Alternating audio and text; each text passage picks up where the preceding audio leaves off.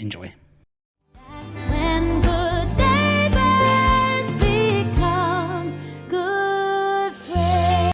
Right, well, so we talk about cast getting on with each other, which brings me actually to when you're casting couples. So when couples come in at the same time, Yeah. how do you approach that? Because that's, generally speaking, been done pretty well with sort of Alan Fletcher, Jackie Woodburn being sort of, I guess, the pinnacle, really, of the married couple. So how do Well, you once approach that? again, yeah. Well, I mean, you sort of get the actors together, but you decide, maybe there's, 2 or 4 actors that you may think are possible. So you get them together as well, to do a couple of scenes together or something to see if they work together before actually making that final decision.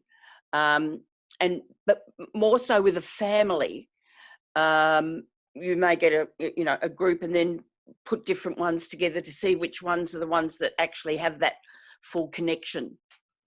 So it's a matter of, trying people out with each other, basically. And the Kennedy family were now looking back, an incredible casting, but at the time it took a while for the audiences to connect to them. Yes. Yeah. Do you remember sort of that approach with, is there a bit like, were they working, are they not? Because obviously they're all fantastic actors, the whole group of them. Yeah, but I think it's once again, it's sort of the audience, actually believing that they are a family. And what I also think is when the people are watching them, they're in their lounge room every night, and so it takes a while for them to sort of become accustomed to it, that they feel that they are so much a part of them as well. And it goes back to what we were saying, doesn't it, about giving them the time? Exactly. Yep. For the public to sort of really, make that connection and go, yeah, it's I really like that family. And it's not that much difference to when we meet someone for the first time. Yeah, it takes a while. And then we make a connection. It takes us a while before suddenly it takes a while before you become a good friend with them, isn't it? Yeah, I guess it's the same principle. And is there basically, yeah. There are couples as well, and we won't sort of dig for gossip, but there's the ones that we know about where they didn't get along in real life. So you've got Janet Andrew Walker, Shane Connor, or Terence Donovan, Sue Jones. Was that sort of was that played a part when they were on the screen, or was it just they were so good at the role that it doesn't matter that they don't sort of click and connect in real life because they're just so good? Because they were actors, they were true actors. Yeah. Everything is left outside the studio. Which is, I always think that's just particularly for those couples that are named there, because they were such believable couples. Absolutely. It's almost like yep. Wow. And that shows their acting ability. Yeah, if anything, it kind of gets more respect for them, doesn't it? Yep. Oh, totally. Absolutely. Yep. Particularly with Terence Donovan and Sue Jones, because the 2 characters had such a strong sexual chemistry and were very touchy-feely with each other, very affectionate. And then to learn that they're not, as you say, just shows an incredible amount of professionalism. Absolutely. And we're really talking to experienced great actors, with a lot of experience behind them, a lot of years of experience, and training, theatre backgrounds, all that sort of thing. So that makes such a huge difference, that they can do that. They can make it believable, even though they could be fighting in the green room. Yeah, sort of glaring as soon as the cut's called, but when they're on camera, exactly. As soon as they cut and they go, yeah, I hate you, or whatever. Yeah, so that's that shows their ability as actors. That's amazing. Yeah, phenomenal actors. So we're sort of in the mid-90s now with what we're talking about. There's an infamous year in Neighbours where it's considered that the show wasn't firing on all cylinders, which is sort of 1995. I'm just kind of wondering, sort of from your perspective of kind of looking at what was happening on the show when it was going through this sort of crazy time of Mark Gottlieb becoming this religious crazed person, and you had sort of the weird sort of drug trip sort of scenes in Africa and stuff, were you just kind of like, right, let me just focus on what I'm doing and they can do what they're doing, or were you sort of trying to nudge them to be like, look, let's try and get this back a little bit? Well, yeah, it did go off the rails a little bit there. You know, you're sort of fighting against things sometimes when you try and say, let's get it back, because you have people who have more sort of power than you that are saying, well, no, this is what we're doing and this is what we want. The ones that think they know what the show is. Sorry? The ones that think they know what the show is but haven't quite got the grasp. Absolutely. They come in and, you know, from doing other things and suddenly think that they know the show. Yeah. Yeah. And it was an interesting time as well, because part of that fix was getting Ian Smith and Anne Charleston back. Do you remember the initial conversations about doing that, and sort of the first time really that Neighbours have brought a regular character back from the dead in Harold? I mean, it paid off in dividends, but was that part of an approach to kind of get the show grounded again a little bit? It was trying to sort of, you know, get it a little bit back on track again to get those characters in. Yeah, yeah. And they both were brilliant as soon as they came back. Like Ian coming back with his, you know, amnesia and that sort of thing, because, you know, he was a popular character. Yeah, he was axed as well, wasn't he, in 91? Yeah, yeah.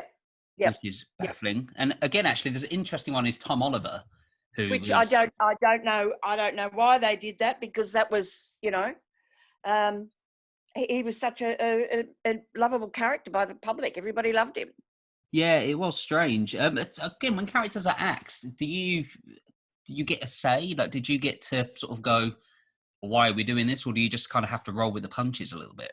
You have to roll with the punches, because sometimes they get these ideas. And once again, it's those, what do they call them? They used to, you know, they used to have these special things they'd get the public to sort of vote and say, the surveys. Who they like. Those surveys. Oh, they drove me insane, those bloody surveys.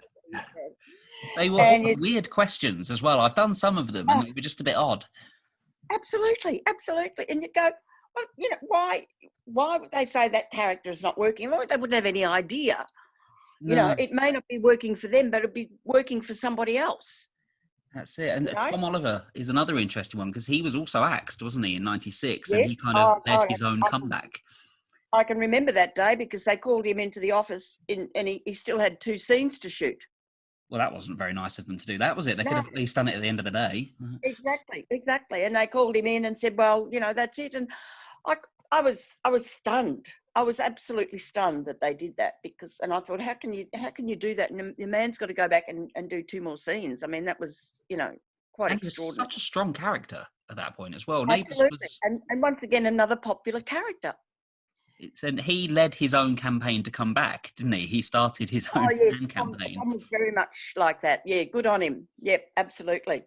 Yeah. Was the end result that was that one of the reasons then why Caroline Gilmore had to leave, or because it's often talked about that these big losses of popular characters is driven a lot more by money than anything else?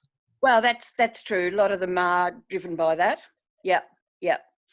And, you know, I think during the 80s, the money was, you know, really quite extraordinary. But then, you know, it was, things sort of changed after that. So, yeah, a lot of them were driven by money. Also on the topic of axings, so we're going to the late 90s now, when you lost sort of the Wilkinson-Martin family, which I'm still not over, because they're still my favourite bunch of the lot. Oh, exactly, yeah. But I understand that it was Rebecca Ritters and Elsa Piper, they wanted to go, and obviously I guess it did make sense for Ian Rawlings to go as well. But when sort of you were dealing with them and then looking at the next family coming in the Scullys, was it a conscious choice to make them as different as possible? Yeah, I think they wanted someone a little bit different to the others, yeah. But what was the casting like for them, for the Scully clan? Because I know Steph was recast just before, wasn't she? It was Emma Roach, I think, was cast originally. That's right. And there were a few little problems there. And we had to sort of get her out of the way. And I can remember we got rid of her, and then I had to find someone to play that role. and that's when oh God, what's her name? Carla Bonner. Carla. And I thought, oh my God, you know, who am I going to get? And I rang Carla's agent and I said to them, look, I really would like to see Carla. You know, is she available, or can she come in for an audition or whatever? And they said, actually, she's sitting in my office now. Well, that's fortuitous. I said, get her over here immediately. Was it that down to the wire then? Because I know Emma Yeah. Roach is actually on screen as Steph very briefly. Yep. Yeah. No, it was that quick. It was that quick. So Oh, she came straight from the agent, because, you know, I rang up and she was sitting there in the office with the agent, came straight over and did the audition. That's how that all happened. Yep. So that was very quick. And again, sort of, I couldn't see anybody else now as Steph, I don't think, other than Carla. No, It's another cast that just connected to each other so quickly. Yep. Absolutely. Like, potentially the last big family that's kind of come in and done that, where they felt like a proper full unit of a family rather than waifs and strays. Yeah. And I think that's once again where we lost that family, you know, the family values. Yeah. And the family sort of being there for each other and all of that sort of thing. And, you know, all those humorous times with, you know, Vivian Gray and Anne Charleston and Myra de Groot and all of that, you know, with those amazing scenes that they did, those three women. I mean, there was one where they were all in their bowling outfits with the bloody fire hydrant going up and all of that. I mean, those three women were just extraordinary together, you know. Myra de Groot is, honestly, I think one of the funniest actresses that Neighbours has ever had. I always go back to that church scene where they're all in the church, they were doing the singing, and it's Eileen's singer, the best scene. Such a great comedic actress she was. Yes, yeah, she was amazing, Myra. She was a very dear friend, and I'd actually worked with her in New Zealand I'd worked with her in television, and I'd worked with her in a play in New Zealand, and we'd worked together. So I knew her from that, you know, and so when that character came up, I immediately thought, my God, there's no one else that could play this than Myra de Groot. You know, absolutely great. She was perfect. And it was, you know, it was so. And I remember the day she came into the office to tell us, and I think Mari Trevor was the producer at the time, to tell us that she'd been diagnosed with cancer. Well, so she came in to, I always forget that, she was still on the show, wasn't she, at that point? Absolutely. Yeah. And I was at the Logies the night that Jason got his Logie and Myra was allowed out of the hospital. She came to the Logies in a wheelchair, and in fact, I've got a photograph somewhere of her in the wheelchair with Jason and Kylie. And she came to the Logies in the wheelchair, but I think she had to get back to the hospital just before Jason was given his award, which was a bit sad. Oh, just missed it. He dedicated it to her, his Logie to her, which I thought was just beautiful. Lovely touch. And I was with her when she passed away in the hospital. Oh wow! I didn't know that. Yeah. And while she was in hospital, there was the journalists and that were trying to. I think one of them actually got nearly into her hospital room. Sadly, that doesn't surprise me. Yeah. Oh, that was, you know, and so. But yeah, no, I was with her in hospital when she passed. My son and I were there with her when she passed, and so that was very, you know, it was very sad time, and so sad to lose someone who was such a talented, amazing performer. You know, she'd done such incredible. She played the receptionist on Bewitched. Yes, yeah. Oh yes, see that, and. Yeah, she did Torch Song Trilogy here, which she was just extraordinary in. She'd worked with Kenneth Williams, and she had quite a personal history. her life was quite interesting, but her knowledge and her experience, and she helped a lot of the young ones on set and all of that sort of thing. And with Jason and Kylie and all of those. She really sort of supported them. She was just an incredible person. Yeah. And sadly missed in this industry today, really, people like that. Yeah, there's nobody really like that on the show now. I guess the closest is Colette Mann, but sort of her character is very different to Yes. Eileen's character. Just going through some of the fan questions that we've got for you now. There's one of them at Erinsborough. You can guess what show they love. But did you ever cast somebody with high expectations and they didn't work out as well as hoped? Obviously, you don't have to name names, but sort of how do you approach that when that happens? Absolutely. Yes, I did. I have. Yep. I think everybody makes mistakes in life and you've got to admit to them. And I made one or two mistakes. Absolutely. And I thought, oh God, why did I do that? Why did I put that wrong? Well, I guess when you've cast so many successful people, you're allowed a couple. Yeah. But they weren't always the big successful ones. I mean, they were probably sort of some of the, smaller ones that you sort of think, oh, I'm going to give them a chance. And you go, oh God, no, We've done that. We've got Karen Martin as well. Not a question. She just wanted to say that you're a legend and super talented at your job. So not a question. Oh, thank you, Karen. You're a legend too. Thank you, darling. And we've got Ben Bone. Without you fans, we would be nothing. We all stick by the show through thick and thin, I like to think. Although I've personally, I quit a couple of years ago and was dragged back into it again. But the show. In fact, we'll talk about that actually briefly. The show did something. It brought back the girl who played Kim way back in 1985. The name of the actress escapes me now. It always does, which is no disrespect to her. Jenny Young. That's it. They brought Jenny Young back and basically changed everything that happened with her character on the show. Originally, she was involved with Scott. Obviously, right back in the early day, but they brought her back in, made it out that she had an affair with Paul Robinson, and then had 2 children with Paul, and then changed scenes that were actually shown in the show to make it look like something completely different had happened. Oh, what? Yeah, and that for me was just a step too far. So I quit, and then my job started to become Neighbours again. So I had to start watching it again. I'm glad I did. But it's when they do things like that. And again, the Ramsey retcon as well. I think that might have been just after you left. But when they change established history, is that frustrating, particularly for someone like you who was there to craft that? It's very, very frustrating because, I know what the premise of the show was about, how successful the show was with that premise. And, some of the changes have gone off in sort of weird and wonderful directions, which I sort of think have changed it a lot, I mean, I sort of see now there's murders and all sorts of things happening on it now. Quite a lot of them. Yeah, there's quite a lot of crime. And murders. I mean, it's like watching any other show, isn't it, really?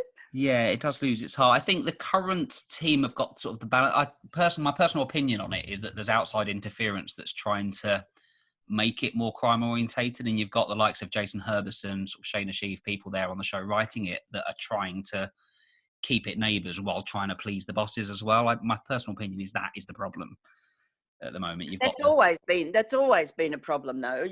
There are ways to overcome it. I guess, you know that they've done that before. There are ways to overcome it to a certain extent, but I mean that's always been a problem. It's that hasn't changed over the years, that's for sure. What other questions have we got? So, were any cast almost cast in other roles? I know you said Annie Jones went for Charlene originally. Yep. But are there any more that you read for one part and went, actually, no, I've got this part that they'd be much better? Oh, well, I mean, I think I'm just trying to think now. Jason initially, of course. He was one that I kept on. Another one I was just sort of thinking about who I was in Sydney, and not quite that story, but I was in Sydney auditioning. I got a call from an agent saying, I've got a young guy I'd like you to see. And I said, all right, I'll see him. I've got a bit of a time here, send him in. So I walked out into the foyer to see this young man, and that was Daniel Mcpherson. Oh, he's doing really well now, isn't he? Yes. And so I got Daniel in, and I thought, no, I've got someone here. So I went back and I said, look, I've found this young guy. I think he's going to be great for the show. I think we've got to do something about him. So they wrote in the character. He didn't think anything had come from the audition. Like 3 months later, I rang him and said, I want you in the show because this character has been written for you. So that was Daniel Mcpherson's entrance into the show. Wow, so the character of Joel was essentially your creation in a way. In a way, yes, because I found the actor first and then that was it. Also, I went to New Zealand. I brought Michelle Ang back and Stephen, oh God, see their names escape. And Jay, and he's doing well too. Jay's doing really well overseas, and he was just in It, wasn't he? It Chapter 2. Yeah. So a few of them are doing really well. Ben Gurens, who was also in the show, he's doing incredibly well in LA. Yes, that's Toby too, isn't it? Toby Mangle too. Toby, yeah, he played Toby. He's doing. He's just finished another series over there. He's gone into another guest episode role in LA, so he's doing well. And of course, there's the Hemsworth brothers that actually the three of them during the time in Neighbours were all cast in Neighbours. Yeah, they were all on there, weren't they? All three of them, absolutely. And I fought to keep a hold of Chris. Well, he didn't really go and do anything, did he, Chris Hemsworth? He was playing football, yeah. But I said to the powers that be at the time, we've got to hold on to this guy because he's really got something, No, we can't. We've got nothing in the storyline. We can't write anything for him, and they let him go. I mean, last laugh there because. Well, exactly. So yes, that was he was another one that went, and with the young one, he Liam, came in. isn't it? Yeah, he came in with his mum to audition for me, and so I got him into Neighbours. I think he did a 6 or 8 week role for me, and then I had a call at some stage from his agent saying, can you write a letter to Sylvester Stallone because he's interested in him for a movie. And I went, okay. So I wrote this letter to Sylvester Stallone about him. He didn't get that particular movie, but of course he got a movie and he's gone on to other things as well. Yeah, he's doing very well for himself too in America. So yes. In fact, they all are. Because the other brothers in Westworld. Dana is another one, and she's doing well over there. Now here's one. Here's a person that I didn't know, perhaps they didn't, but had any sort of connection to the show. But was Hugh Jackman nearly cast? Oh, that's another story. Yes, Skylovers asked that one as well, but I didn't know that. Now Hugh came in to audition, and do you remember the role? Do you remember who it was for? What character? The guy called Ben Mitchell ended up doing that role. Cameron. Wow. Oh, very good. I'm glad you're there. Hugh came in and I offered him the role and contracted him. Mm. And he rang me and he said, oh, Jan, he said, I know I'm contracted to Neighbours. And he said, it'd be good to do. He said, but I've been accepted into WAPA, which is West Australian Performing of Academy Arts. Yeah. And he said, it's a dream. He said, I've always wanted to go there. And he said, I know, I've made this commitment to you, but, what can you do? And look, having been an actor and performer myself, I understood where he was coming from. And so I said to him, Hugh, look, no problem. I'll let you out of the contract. I'll find someone else. You go off to WAPA. And so he did. And he has never forgotten that. And the interesting thing was, with a graduating class, like 3 years later, it was a 3-year course. And so I auditioned all the graduates. And he came into the audition room. And I said, oh, Hugh, how are you? Ready, all that. He said, he said, I was hoping you wouldn't remember me because of what I did. I said, how could I forget you, darling? By all accounts, he's one of the nicest people in Hollywood. Is what absolutely. And he's never forgotten that. And in fact, when I saw him in Beauty and the Beast, And I still have it. I found it just recently when I was doing a clear. I've got this lovely letter that he wrote me because I went to see him in Beauty and the Beast, and I went backstage to say hello or something, So he wrote and was thanking me so much for coming to see the show. So you're essentially responsible for Wolverine. That's in a roundabout way. Yes. If it wasn't for Jan Russ, Wolverine would not be as we know it. Russell Crowe was the other one. And had a call from his agent and saying, "Oh, look, my client is in Melbourne. He's doing the Rocky Horror Show, and he's playing Professor in the wheelchair. Would you see him?" So I said, "Okay." And he said, "I'll get you tickets to go and see the show." So my son Sam and I went to see the show, and we met Russell for a drink afterwards and had a chat. And I said, "Okay, well, come in and audition for me." So he came in and auditioned, and I thought, oh God, this guy's really got something. And having seen him performance on stage as well, but because he had a commitment to the show, I could only get him in for a 6-week role. Yeah. So I got him in for that 6-week role. The follow on from that, the interesting thing is he did the movie The Water Diviner.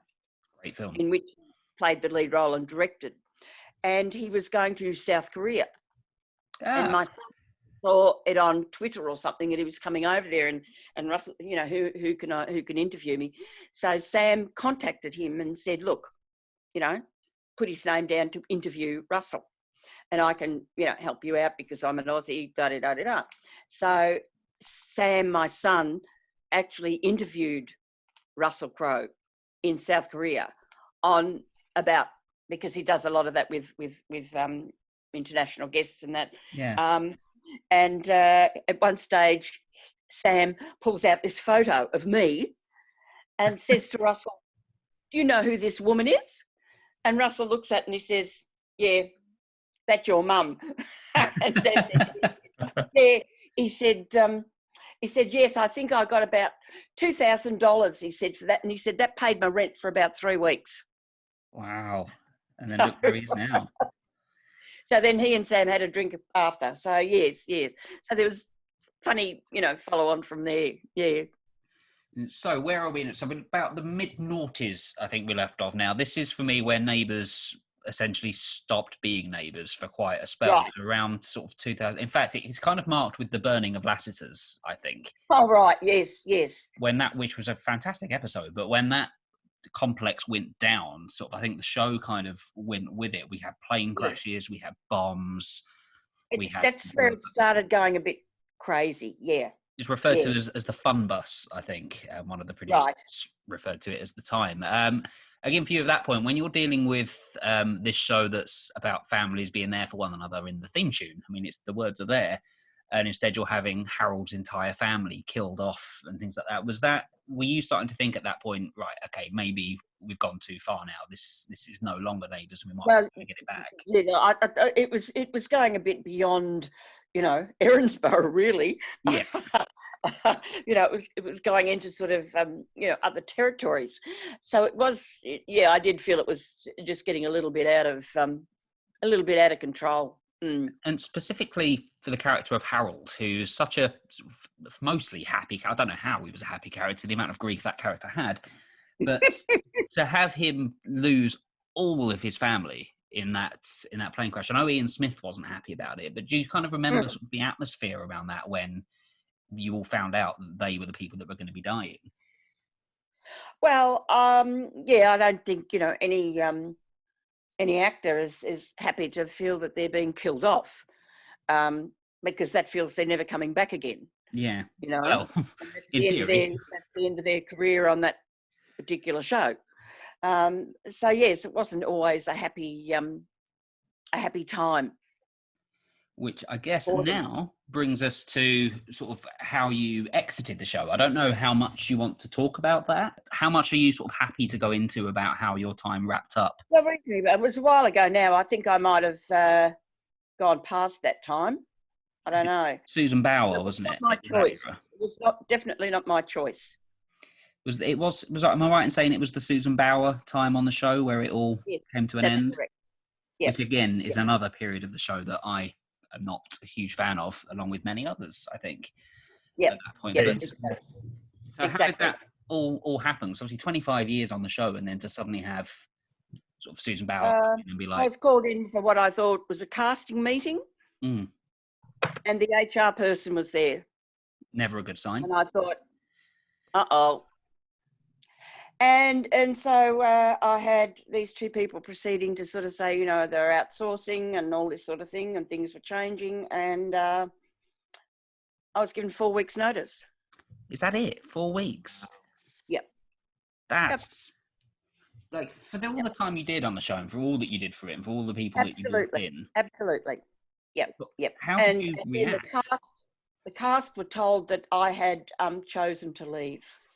Wow. Okay. That's. Mm. I bet that was a bit more. It made it even more sour. That. Oh yes, yeah. So I went into a state of total shock and had a bit of a mental breakdown after that, because it was, you know, Neighbours was so much a part of my life.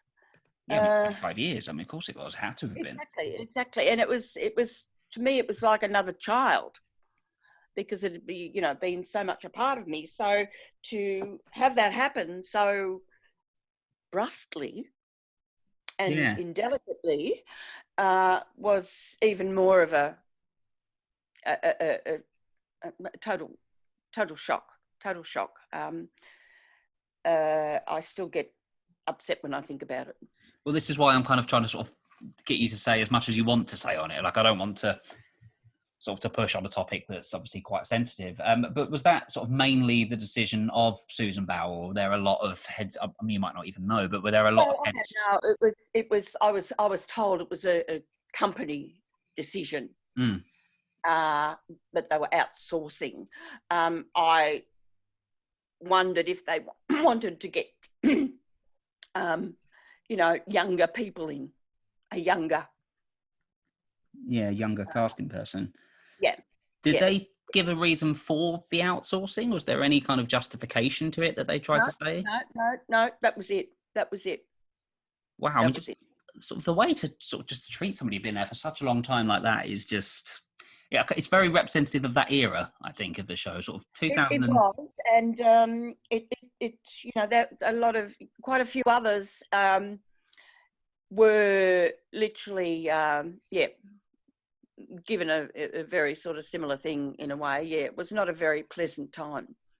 And it reflects on screen as well, because I mean, something you like about Susan Bauer, I'm not going to get personal about somebody, but it seems of all the producers we've had, she's the one that didn't understand the show the most, at least from a viewer's perspective. Absolutely, because she wrote on the show in its peak, sort of in the early 90s. So it was odd that she came in and just didn't get it.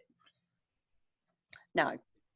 Strange. It became much more of a teen show than it did a family ensemble, I think. Oh, exactly. It was not an easy time. Let's say. Did it make it easier for you in a way, though, to go at that point when the show was in such a creative lull? Did that kind of help? Well, in a way, it even though it took me months to recover, basically, it took me a long time to recover from it. It took me about 5 months to recover from it. It was such a, you know, being treated like that, and you know, I'm getting upset now talking about it. But in a way, it probably was a good thing, because it's you always walk away at your peak. You know? And it must have helped for you as well. I don't know how aware you were of it, but the fan response when everybody found out you were leaving was unanimous. Everybody was not happy, and they made their feelings known about it. Did you? Well, I never heard any of that. Well, they did. Lots and lots of people, sort of myself, Paul, I'm assuming you were one of them, were very much voicing our opinion of this is a terrible decision. And it was almost unanimous. You don't, honestly, Jan, you don't need to dig very far on the internet just to find out how much outrage there was at losing you. And, you know, I think we all the big, us, the big fans, all recognise what a massive contribution you were to bring what Neighbours is. So if you get a chance and you want to cheer yourself up, go and have a look, because there's a lot of love for you out there. Oh, thanks, Paul. That's really nice to know. As I said, it took me 5 months to sort of recover. I mean, I was fortunate in a way that I was offered to do a city homicide after I finished, which was a television series, and I did that. And I was also offered another show, musical show that I went into after that. So I was very lucky about that. So it's because I guess it took me a while. I didn't want to have much to do with it, so I didn't really look into any of that. But it's sort of, sometimes I think people keep saying to me, you should write a book about it. And oh, you should. Please do. Absolutely. I've made a lot of notes over the years of different things, and oh my goodness, the amount of people that would want to read that book. Sort of myself. I've found some things recently, and that I'd completely forgotten about, and I went, oh my God, I've gone through so much on that show, of not only on the acting side of things, but what went on behind the scenes is quite extraordinary. Particularly the way things are today. I mean, there's a good chance, Jan, I'm going to email you at least once a week asking, have you started the book yet? Like, just as a pre-warning. On that note of the fan reaction, just to kind of emphasize that, I can't think of another example where somebody from behind the scenes, like a casting director, has meant so much to the fans. I can't think of any other show where that's happened. So definitely take solace in that, because... Oh, that's lovely. And as I did mention before, without the fans, we're nothing. The fans are everything. And I mean, they're so important. I mean, I can't emphasize that enough. And they were casting on other shows, not having anything to do with Fremantle or Grundy's or anything. And they actually gave me a farewell party. And I think 2 people from Neighbours turned up. That's crazy. That's absolutely crazy. A lot of other actors turned up, a lot of other actors who had roles on the show, but agents, but 2 actors from the show. From the I think they'd been advised that probably it wasn't a good idea to go. Well, that's it, isn't it? You don't know whether they wanted to go or whether they were told not to go. Well, I think it was your second one, yeah. Which is, again, such appalling, absolutely appalling. So let's go happiest memories from the show. Yes. Let's turn this round. What are the times that you kind of look back on, or the things you're most proud of, the things you're happiest with from what you did on there? Look, I guess, the success of the show for the actors. Which again, largely when it hit, we were just sort of just thinking, we just go along in Australia as long as we're, doing well here. And then suddenly the BBC had picked us up, and suddenly it was sort of, the UK was going crazy about Neighbours, and you're going, oh my God, this is amazing. This is just extraordinary. That our little show had gone over to the UK and was being so successful. That was just the most exciting time. Like, literally, the cast on the Raw Variety must have been the sort of the pinnacle of that, where it's like, wow, okay, we've done something here. Exactly. I mean, I think it was Reg Watson who went over to the BBC to try and sell the show, and he sold it to them. But the fact that the show, that you guys took us into your hearts and your homes, was just amazing to us. It was just overwhelming, and it was also very exciting. So that was one of the most exciting times. I mean, in the 80s, where everything was, going on. Of course, the other thing we had to cope with, which we weren't used to out here, was when, people from News of the World and all of that suddenly came out here. Yeah, And- you've got my favourite sort of people. And exactly, and wanting to, dig up the dirt on any of the actors and all of that sort of thing, and talking to their friends and their relatives and anybody, and getting affidavits and all that sort of thing. Just that relentless.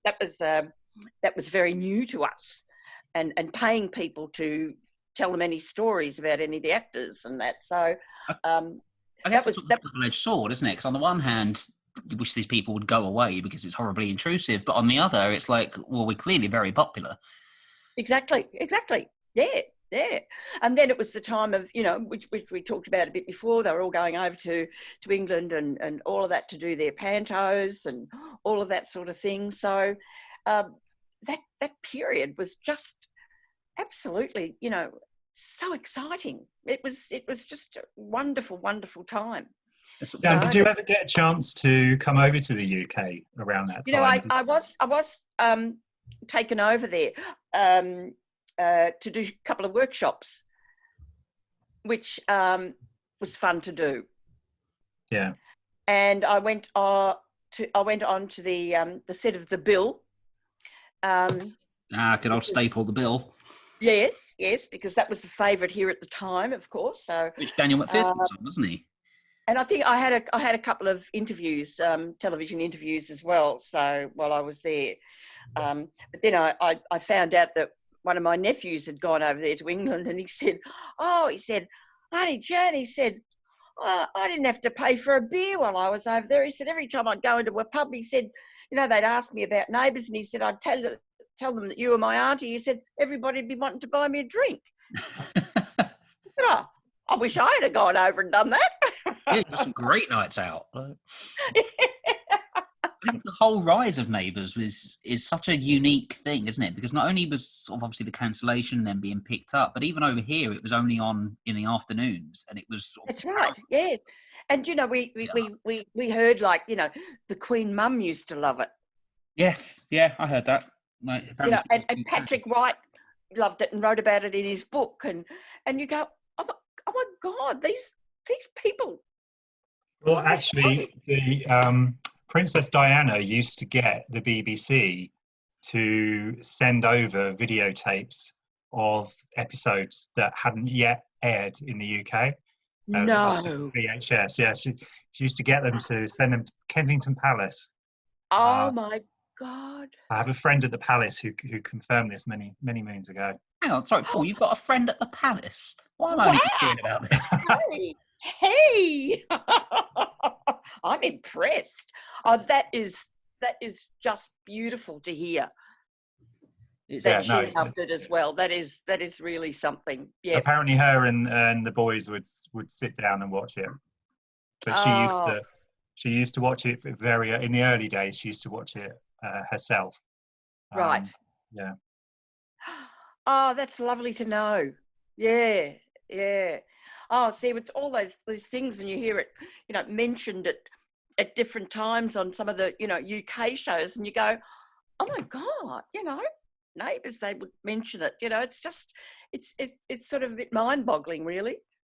It is insane. Particularly as where the convicts over here. They're coming back and making our entertainment for us, which is great. I think what I touch on as well is to go back to the 80s when you had that sort of the phenomenal, the zeitgeist cast, really, sort of the Jason, the Kylies, and all of that. When they all started to leave, were you a bit sort of worried at that point that, oh no, we're losing what made this show big, or were you just like, that's fine, we'll get some other great people in, which you did? But was there nervousness around that when the likes of those people started to depart? I mean, as I said to them, because they said to me, oh, you got to find another Kylie. I said, look, there will never be another Kylie. No. I said, because, everybody's different. I said, we can find someone else. I'll find someone else, but it's not going to be another Kylie. I said, they're all sort of, everybody's their individual person. And, I mean, they were a dream team, that's for sure. But, yeah, they did say, oh, well, we've got to try and find others. But, I mean... You're right, you can't. We sort of have found others as well, but I mean, which you do. But I don't know that there was, I think, they might have been a bit concerned that it was sort of, with them all sort of leaving, it was going to cause a bit of a disruption. But I think it sort of continued on, reasonably smoothly. Yeah, there's always strong cast members, I think, throughout your time on the show. Exactly. Really. Yeah. And I think one of the interesting things with losing the likes of Jason and Guy, etc., the storylines always seem to be quite a lukewarm exit, and it always felt to me like potentially they were hoping that maybe they would go off and do their thing and then come back. Well, I think back then, Paul, we did that. We left an open door with some of the characters. Because Jason's exit was kind of like, oh, I'm off, see ya. There was nothing, and it just honestly felt like, like, well, we'll keep it very loose in case he wants to come back. Yes, yeah. Well, we sort of did that back then to allow them, if they did want to come back, we always had the door open for them. Yeah. Against the likes of Peter O'Brien as well, isn't it? Who just kind of went, I'm just going to move into a caravan for a bit, and then we never saw him again. It was exactly. Yeah. It was that sort of thing. Whereas nowadays, if somebody leaves, it's this massive thing. Yeah. Oh, absolutely. And they were great. I mean, Elaine Smith and all of that. They were a wonderful group of actors, all well trained, and I mean, we're just going over old ground there again because they were. And Paul, he came back for the 30th, didn't he? And the 35th. He was back a few weeks ago, actually, over here it was aired. Yes. I think I was talking to Anne Charleston, and she said he was coming back. So I think how hard was it to let Elaine go? Because I mean, I'm still traumatized, right? Even today. She's just a delight, that girl. And it was hard to let her go.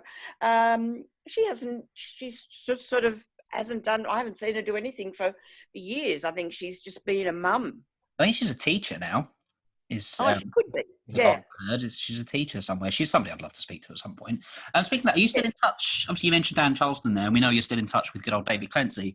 Is there anybody else that you still sort of speak to throughout, not just the beginning of the show? Well, I see Anne Charleston quite a bit because she sort of lives fairly close to me, so we catch up quite often. And Eliza, she's she's in New Zealand now. A few of them are, they're friends with me on Facebook, and so I just, sometimes have a little hi, how are you, how you going, sort of thing, to see what they're up to and things like that. But I don't see loads of them, but I do with Anne because she's sort of a local. Well, tell Anne that she's welcome anytime to come on here. I'm sure she'd love to. Anytime. I've met her once because quick trivia about me. I blagged myself into the 30th anniversary celebrations. So I got to be as part of a round table, and Anne Charleston was one of the people there, and she was every bit as lovely as I thought she was going to be. She is. Yeah, she's a great mate. Yeah.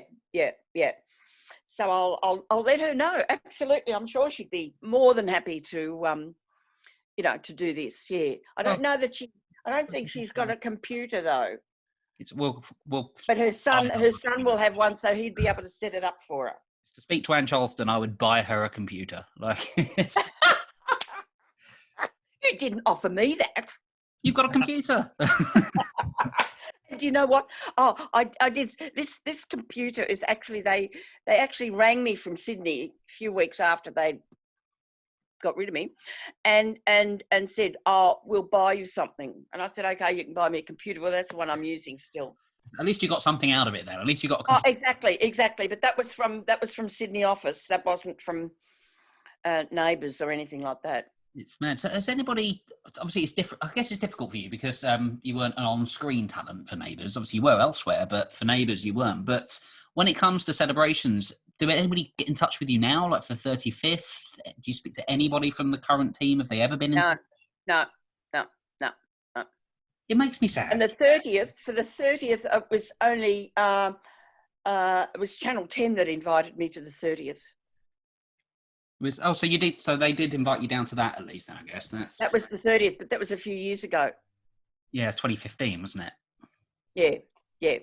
They And did. there was a party or something, and Channel 10 actually invited me to that, because people were getting online going, why haven't you been invited? Too right, yeah. People were sending things out. Why hasn't she gone? Why she should be there? I'm like, oh my God, you know. But no, I heard nothing about the last one, nothing at all. They did a party over here. So I think they did 2 parties for the 30th. They did one Right. over there and one over here. And I got to go to the one over here, and it was the weirdest night. Like, there was about 5 or 6 cast members there, and there was just one moment where everybody just gathered and sang the Neighbours theme tune, and it was so odd. Yeah. It was Oh, just, really? it was the weirdest thing. Yeah, there was Stephen Dennis, Anne Charleston, Holly Valance was there as well, and a few others. Yeah, just on a stage singing the Neighbours theme tune. It was very weird. Oh my God. Very How odd. Mark Little as well. He was another one that was there. Who was that? Mark Little, he was there as well. Oh, Mark. Yes, yeah. I He's think he another lives person over there, doesn't he? What's that, sorry?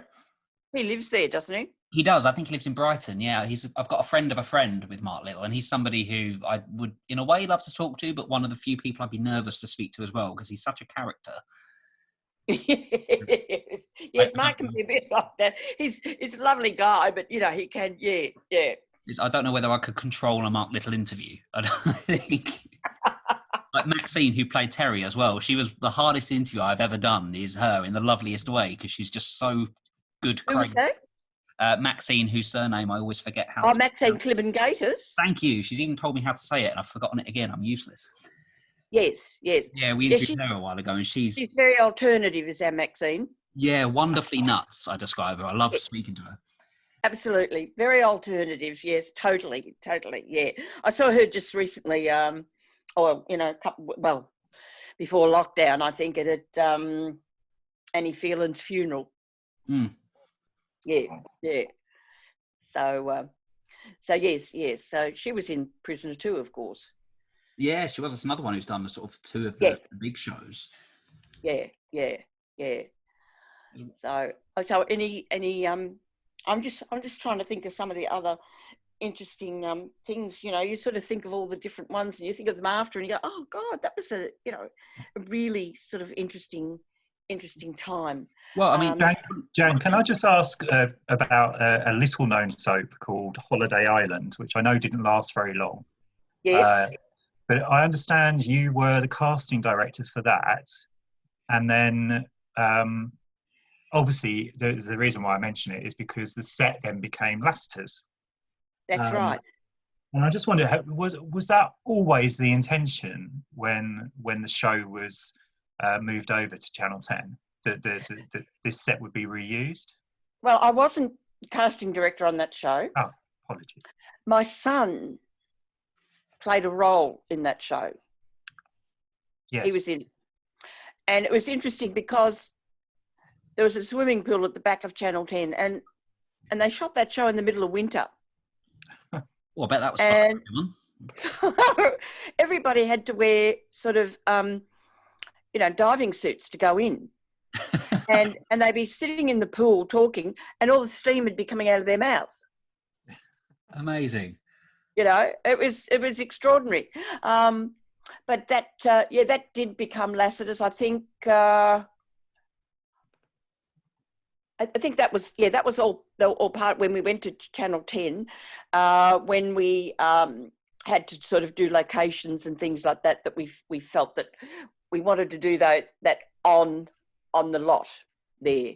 So we tried to do as much as we could on the lot there, and we found South Vermont was where we did some of the houses, the outside of the houses, which was not very far from Channel 10 either.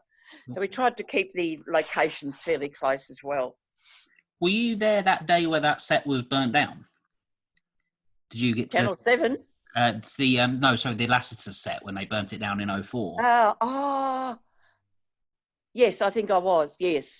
Yes. As a viewer, I'm still not over that. I still think the sets they've got now are just not even a patch on how good that looked. But sort of, what was that like, seeing sort of the infamous pub and the coffee shop and It everything. was quite sad, actually. It was And the quite bridge as sad well, because the bridge over the pond. you know, it was sort of part of basically sort of the history of the show in a way. Yeah, you know. So the episode itself was an amazing episode. 'Cause that's where Stefan came back, wasn't he? He walked out of Yeah. the shadows at Yeah. the end. When you said the burning, I thought you meant the burning of the sets when we changed from Channel 7 to Channel 10. Did that Because happen? Yeah. Oh, they actually did burn the sets. Yeah. They burnt the sets. Or, you know, wow. I knew they'd taken them down, but I yeah. didn't realise they went that far with it. we had to rebuild all new sets. And that was reflected in the show, wasn't it? Because they still weren't finished when filming started. Exactly. Mm. Yeah. So whether it was an accident or whatever, we don't know. That's insane. Because I know, I remember David saying that at least one of the sets survived, the original Ramsey set. He said Right. in a museum at some point. Yeah. Because Yes. David Yes. said They he did went- set up a museum of Neighbours somewhere. Yeah. Yeah. But yes, that was all that time. So there was a few little interesting things happened. Mm. Amazing. And I was saying to Yeah. Paul as well, actually, on one of our breaks, I was saying if there's, we'd love to speak to you again at some point down the line anyway, because trying to cram sort of everything that you did for that show into one interview is impossible. Well, it's not easy. Exactly. That's why, you know, you sort of think, oh, get the book, but I have to remember it all. Yeah, I mean, please write it. Genuinely, it would be such a I tell you what, some of the things I've got written in those notes. Whoa. But yeah, so we'd love to speak to you again at some point because there's so much, Yes, no problem. Yep. so much to speak on. But overall, then, just say, even though sort of the end, sort of everything with Susan Barrow and all that was a bit of a horrible note to conclude on, is it still an overwhelming sort of positive thoughts? Yeah, I can look back now and say, you know, it really was one of the best times in my life. I loved doing what I was doing. I loved being involved with the actors. I loved being involved with the show. It was the most extraordinary, amazing, wonderful time. Well, you are still missed on it to this day. Still And you know, I still miss it too. I do. still I say miss it Jan Russ to be terribly. back. And in fact, you know, I've been asked many times to go back and cast films and all sorts of things, and go to permanent jobs, and I just can't do it. I just can't do it. If they ever did ask you back to Neighbours to cast, would you consider it, or would you be like, you know what, it's after how it ended, it's done?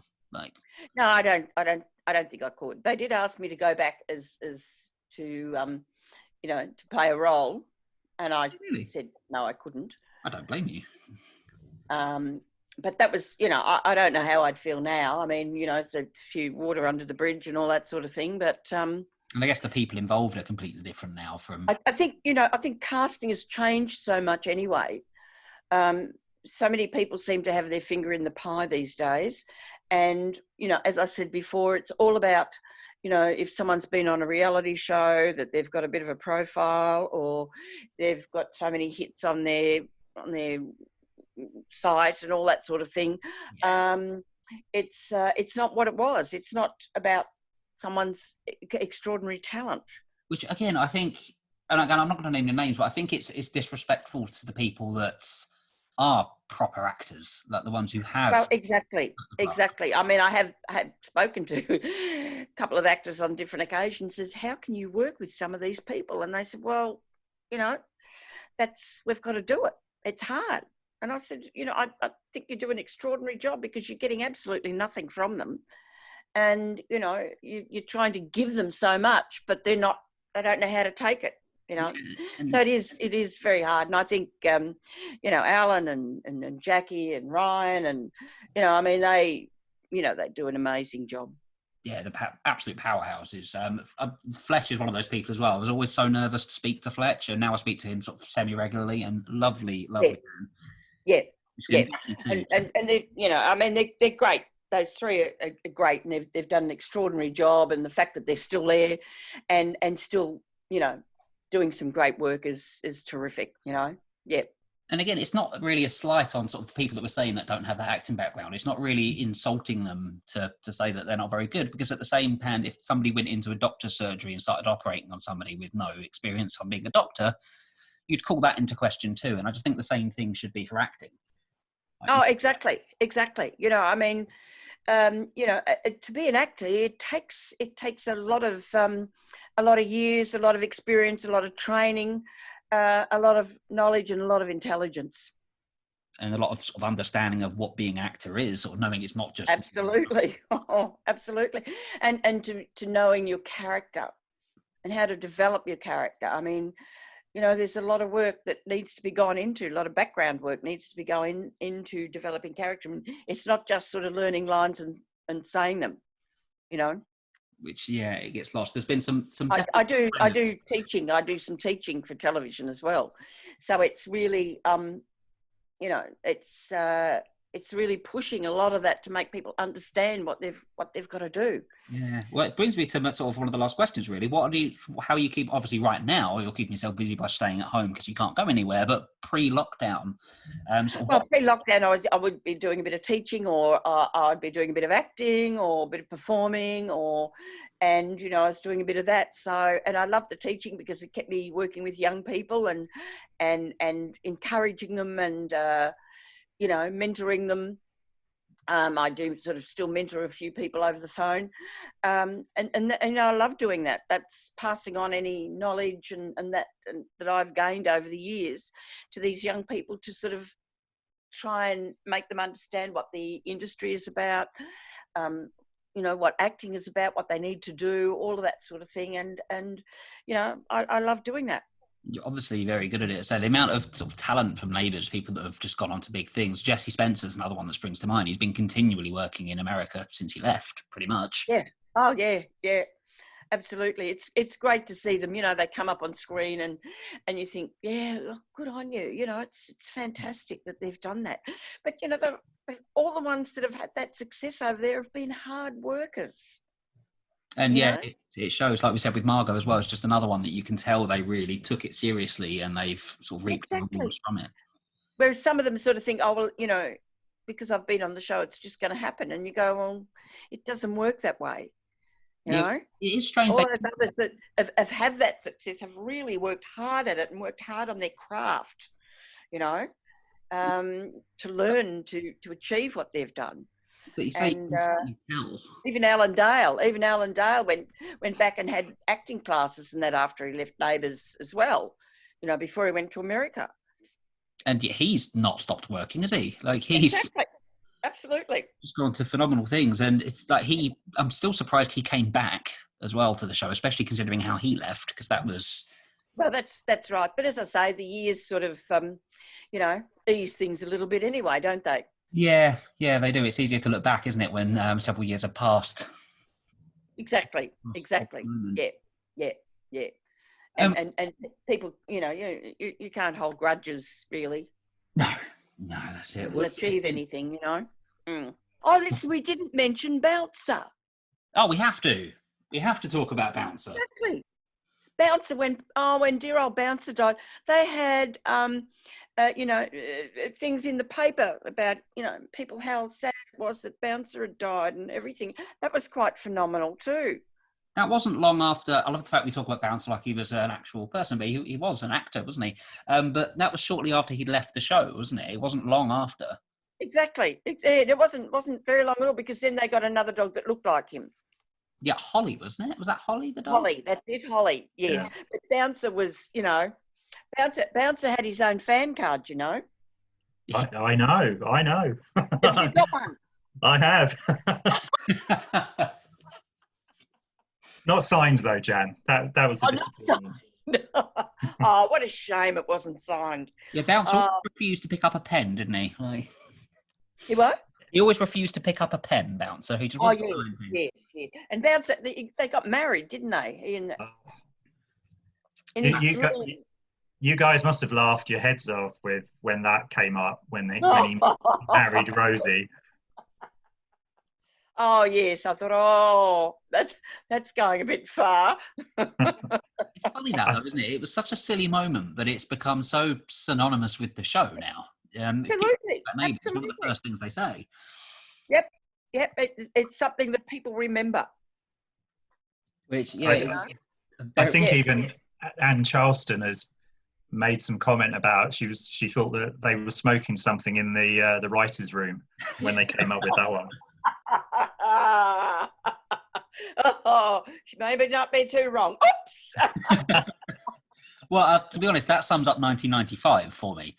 Like there Oh, must good. have been something going on that year in the writers' room with some of the stories they came up with. Oh yes, yes, yes, yes, yes. A few odd moments along the way there were. Again, that's Neighbours though, isn't it? Neighbours is sort of the show that can mostly pull that off. I think the silliest one they've ever done for me is where they actually had Father Christmas appear in the sky. I think that was Oh right, I struggled with it more than Bouncer's Dream. right. Yes, yes.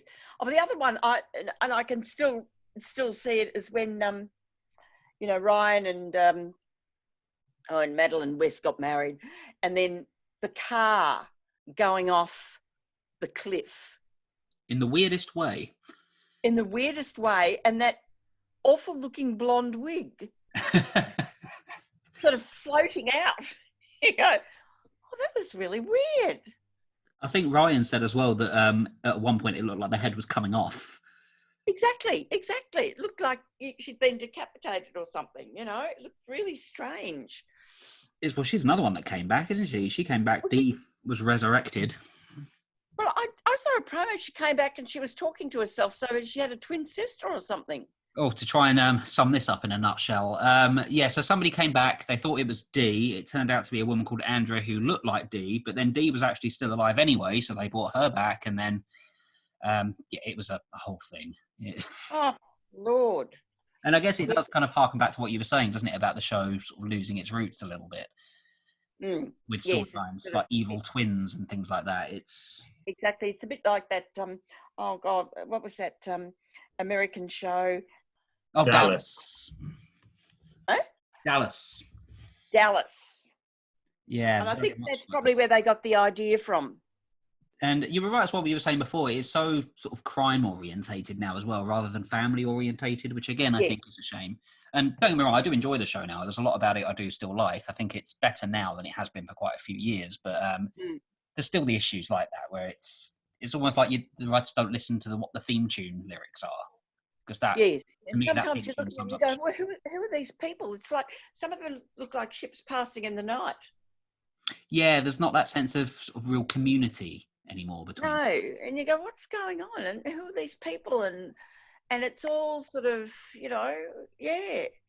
And they've sort of made a cast change or something because the guy who was on the Bachelorette is not there, and they've put someone else in, and you go, Yes. oh, it's confusing, Yeah, that to be fair to them on that one, that was Tim Robards was the That's the person right. who Yes. came into it, and he had to leave because of COVID. His wife was pregnant, and Right. he lived in Sydney, so he just went on his production break, and then all of a sudden couldn't come back because of lockdown. Right.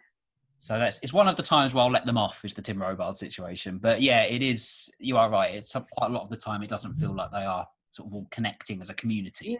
So it's sort of it's a bit strange. It feels a bit strange to me. They just sort of seem as if they're popping people in here and there, here and there, and you go, what's going on? Particularly in the last few I years. don't know who Paul's with now. I mean, he's been with so many. It's six wives, is it now he's had? I know. You go, Something like that. They did have all the wives come back recently, apart from Terry, Maxine. All the others all came back for like a big Paul storyline where he was confronted by all of his ex-wives at once, which was fun to see the likes of Caroline and Christina again, but it was quite silly.